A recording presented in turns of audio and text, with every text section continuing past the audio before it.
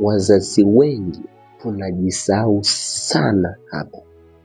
Ukiona mtoto wako ukimnyima kitu analia, au ukimkataza jambo baya analia, alafu unamwacha aendelee kwa sababu anatoa machozi, fahamu unatengeneza bomu la hatari sana baadaye. Machozi ya mtoto wako yasikunyime kumpa adhabu, yasikunyime kumpa nidhamu kwa sababu ya baadaye yake. Iko hivi, mtoto asipojifunza neno hapana akiwa mdogo, hawezi kuja kulielewa hilo neno akiwa mkubwa.